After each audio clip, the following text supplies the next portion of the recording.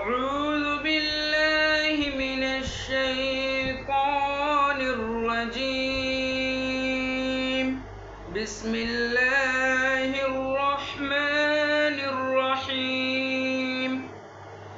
قل كفى بالله بيني وبينكم شهيدا يعلم ما في السماوات والأرض والذين آمنوا بالباطل وكفروا بالله أولئك هم الخاسرون.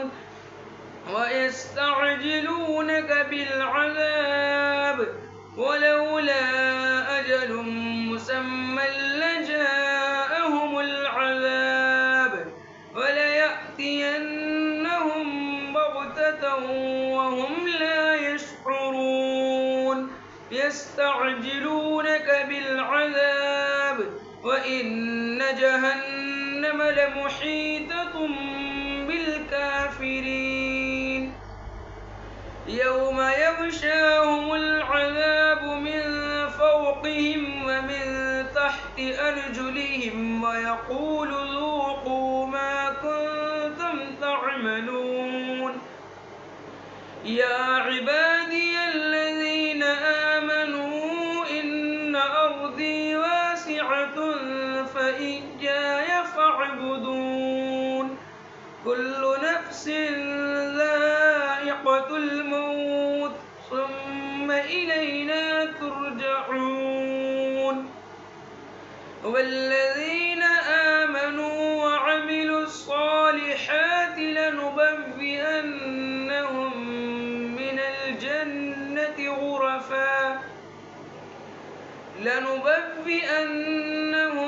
من الجنة غرفا تجري من تحتها الأنهار خالدين فيها نعم أجر العاملين.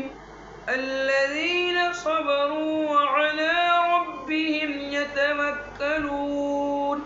وكأي من دابة لا تحمل رزقها الله يرزقها وإياكم وهو السميع العليم. ولئن سألتهم من خلق السماوات والأرض وسخر الشمس والقمر ليقولن الله فأنى يؤفكون. الله يبسط الرزق لمن يشاء من عباده ويقدر له إن الله بكل شيء عليم. ولئن سألتهم من نزل من السماء ماء فأحيا به الأرض من بعد موتها ليقولن الله قل الحمد لله بل أكثرهم لا يعقلون. صدق الله العظيم.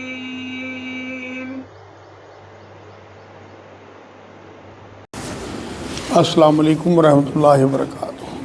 ترجمہ قرآن کے سلسلے میں آج کل ہم سورہ عنکبوت کا مطالعہ کر رہے ہیں۔ اب تک ہم 51 نمبر آیت تک ترجمہ اور تفسیر سمجھ چکے۔ آج انشاءاللہ آیت نمبر 52 سے اور آیت نمبر 63 تک یہ ہے ترجمہ اور تفسیر آپ کے سامنے پیش ہے۔ الحمدللہ رب العالمین والصلاۃ والسلام علی رسول الکریم وعلی آلہ وصحبہ اجمعین، اما بعد۔ اعوذ باللہ من الشیطان الرجیم، بسم اللہ الرحمن الرحیم۔ ربی اشرح لی صدری ویسر لی امری واحلل عقدۃ من لسانی یفقہوا قولی۔ سبحان ربک رب العزۃ عما یصفون وسلام علی المرسلین والحمد للہ رب العالمین۔ سورہ عنکبوت پارہ 21 آیت نمبر 52۔ شروع اللہ کے نام سے جو بڑا مہربان نہایت رحم فرمانے والا ہے۔ کہہ دیجئے کہ مجھ میں اور تم میں اللہ تعالیٰ گواہ ہونا کافی ہے۔ مطلب یہ لوگ مانتے نہیں تھے نا کہ نبی اکرم صلی اللہ علیہ وسلم سچے نبی ہیں، ان پہ وحی آ رہی۔ تو اللہ کے رسول صلی اللہ علیہ وسلم سے کہلوایا کہ اللہ جانتا ہے کہ میں سچا نبی ہوں اور مجھ پہ کتاب نازل ہوئی، اور وہ اس کا گواہ ہونا کافی ہے میری سچائی کے لیے، اور کسی گواہی کی ضرورت نہیں ہے مجھے۔ وہ آسمان و زمین کی ہر چیز کا عالم ہے، یعنی کہ اللہ۔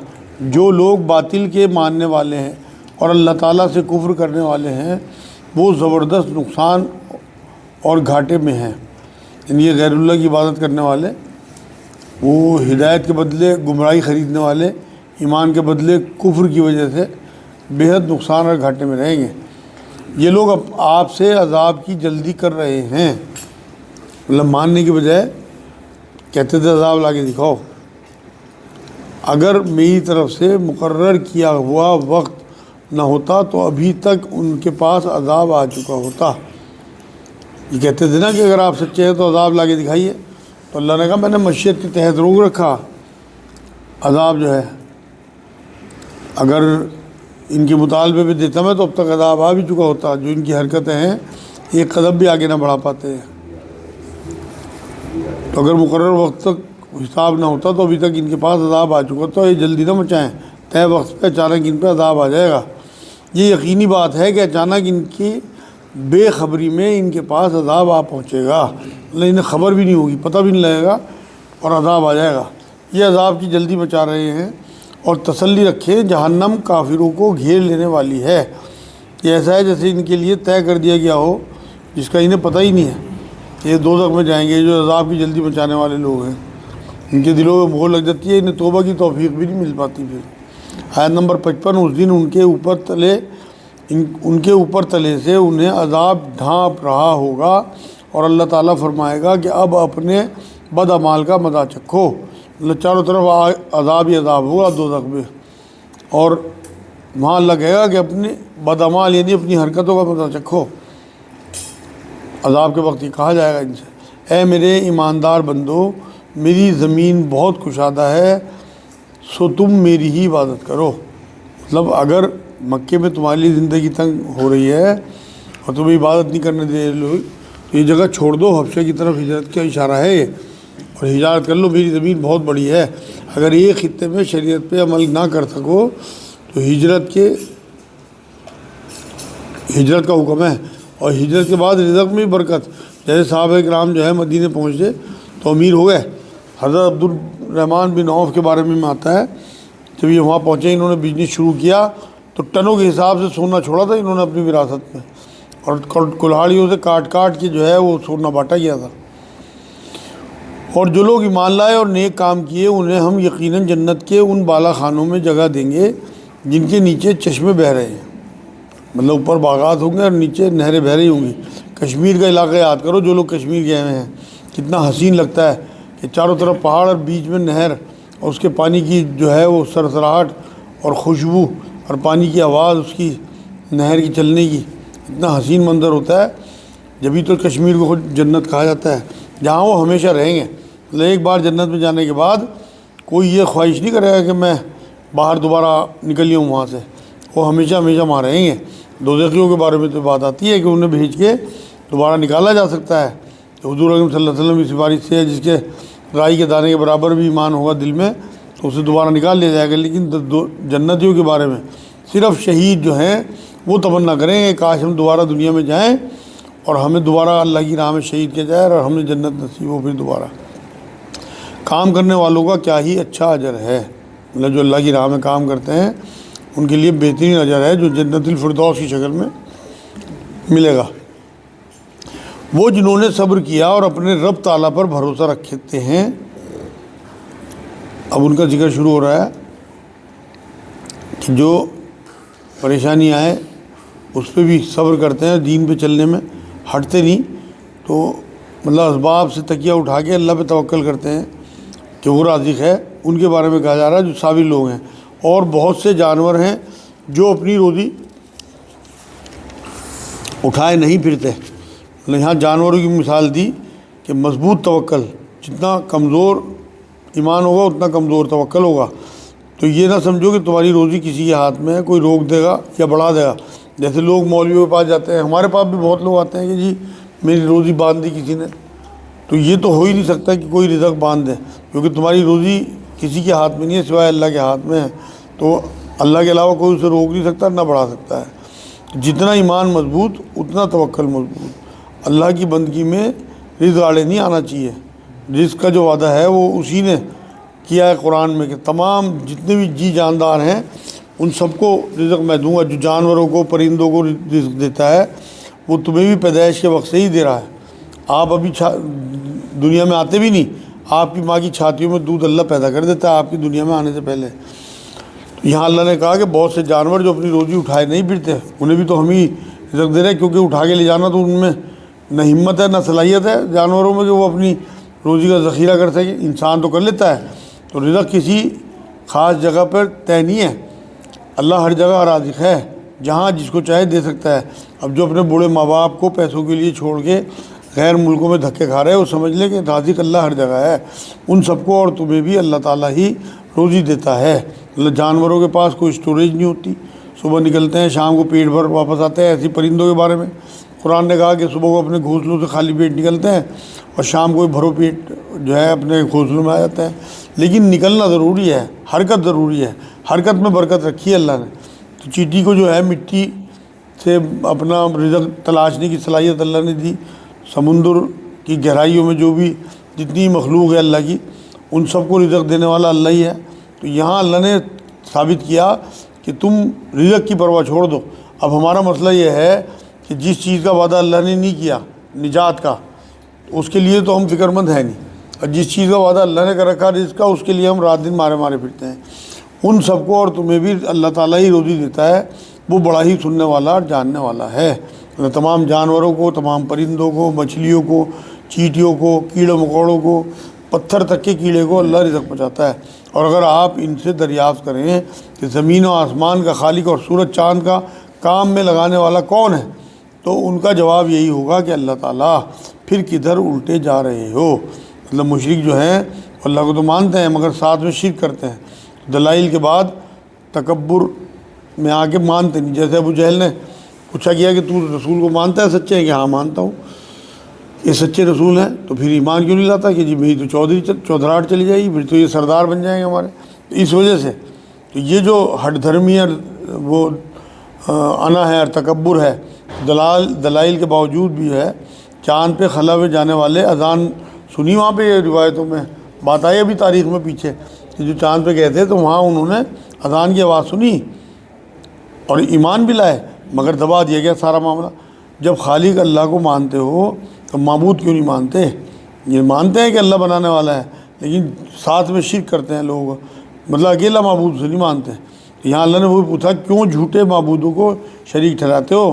توحید کی وجہ سے مسلمانوں پہ ظلم کرتے ہو۔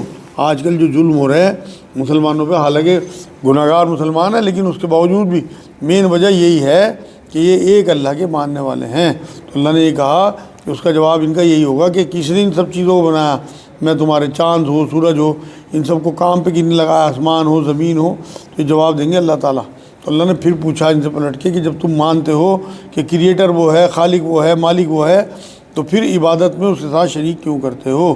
اللہ تعالیٰ اپنے بندوں میں سے جسے چاہے فراخ روزی دیتا ہے اور جسے چاہے تنگ۔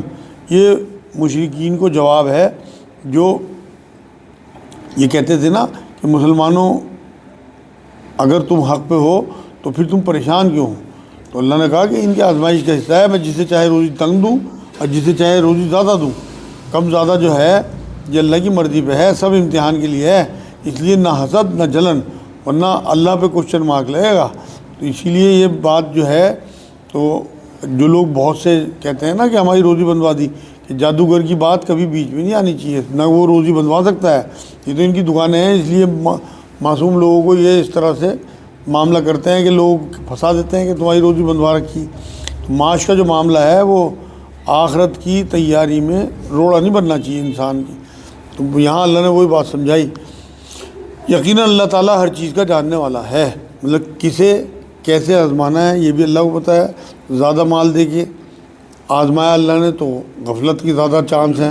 اگر اصل نعمت ہدایت ہوگی تو مال بھی نعمت ہے، صحت بھی نعمت ہے، علم بھی نعمت ہے، اور اگر آپ کے پاس ہدایت نہیں ہے تو آپ یقین کریں یہ سب چیزیں اللہ کی نافرمانی میں لیں گی۔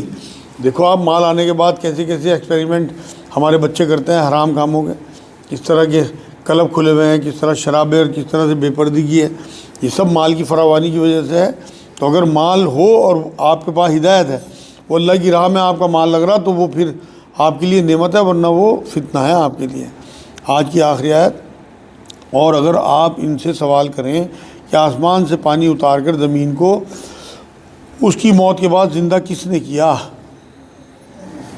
اللہ زمین مردہ پڑی تھی، اس پہ جب پانی برسا تو اس میں فصل اگ گئی، بیج تو بو دیا تھا، اگر پانی نہ ملتا اسے آسمان سے تو یہ زندہ نہیں ہو سکی زمین، مردہ ہی رہتی۔ تو یقیناً ان کا جواب یہی ہوگا کہ اللہ تعالیٰ نے، زندگی دینے والا زمین تک کو اللہ ہے۔ آپ کہہ دیجئے کہ ہر تعریف اللہ ہی کے لیے ہے، بلکہ ان میں سے اکثر بے عقل ہیں، اتنا سب کچھ جاننے کے باوجود اللہ پہ یقین نہیں رکھتے۔ جو ہے وہ مت ماری گئی ان کی، بتوں کو پوچھتے ہیں، قبروں کو پوچھتے ہیں۔ پڑھے لکھے لوگ بھی جو ہے وہ اس طرح سے ہاتھ جوڑے بیٹھے رہتے ہیں قبروں کے آگے۔ اگر انہیں عقل ہوتی تو ایک کوئی معبود مانتے اللہ کو۔ تو یہاں اللہ نے یہ بات کہی ہے کہ یہ بے عقل لوگ ہیں، انہیں عقل نہیں ہے کہ سب کچھ دیکھتے بھالتے دلیل سامنے ہونے کے باوجود پھر ایک اللہ کی عبادت نہیں کرتے بلکہ اس کے ساتھ شریک ٹھہراتے ہیں۔ یہ آج الحمدللہ آیت نمبر 63 تک سورہ عنکبوت پوری ہوگی۔